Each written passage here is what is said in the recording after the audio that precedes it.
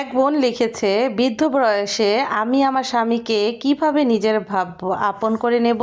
যে বয়সে আমি তার সঙ্গ চেয়েছি, তার সাথে একটু মন খুলে কথা বলতে চেয়েছি, সেই বয়সে সে আমাকে শুধু আঘাত, অপমান, অবহেলা আর যন্ত্রণাই দিয়ে গেছে। কতটা যন্ত্রণা ও কষ্ট নিয়ে বোনটি এই লেখাটা লিখেছে, তাই না আপুরা ভাইয়ারা? প্রত্যেকটা ভাইয়ের উদ্দেশ্যে আমি একটা কথাই বলবো, বিবাহিত ভাইদের উদ্দেশ্যে, আর যারা এখনো বিবাহ করেন নাই তাদেরও কিন্তু এই কথাগুলো কাজে লাগবে। প্রথম বলি অবিবাহিত ভাইদের কিছু কথা।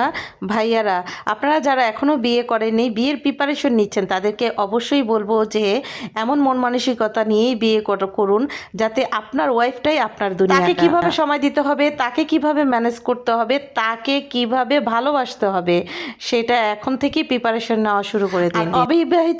বিবাহিত ভাইদের জন্য এটা বলবো যে ভাই, আপনার ঘরের বউটা আর কিছু চায় না, আর কিচ্ছু চায় না। একটা মানুষকে আপনি ভালোবাসা দিয়ে সকাল থেকে একেবারে রাত পর্যন্ত খাটাতে পারবেন, সেটা কে জানেন? সেটা হচ্ছে আপনার ওয়াইফ, আপনার ঘরের বউ। যেই বউটাকে আপনি মুখের ভালোবাসা দিয়ে সারা জীবন খাটিয়ে যেতে পারবেন। ঘরের বউরা কি চায় জানেন?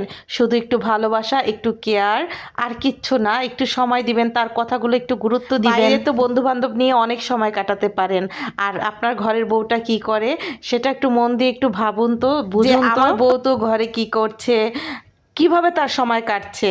আপনি তো পারবেন না সারাক্ষণ দিনরাত 24 ঘন্টা একটা ঘরের ভিতরে ঘরের সংসারের কাজ নিয়ে ব্যস্ত, কিন্তু সেটা কিন্তু আপনার ঘরের বউটা ঠিকই অনবরত করে যাচ্ছেন। এটার জন্যই বলছি ভাইয়ারা, আপনার বউকে গুরুত্ব দিন, থাকতে তার মর্মতা বুঝুন, থাকতে তাকে যত্ন করুন। যখন হারিয়ে যাবে তখন কিন্তু আর পাবেন না।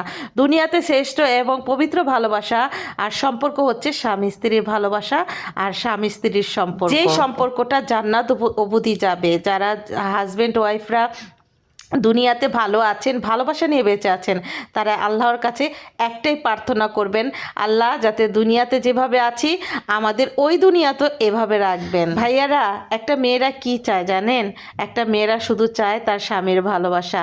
তো প্রপার ভালোবাসাটা দিয়েই আপনার বউটাকে রাখবেন আপনি।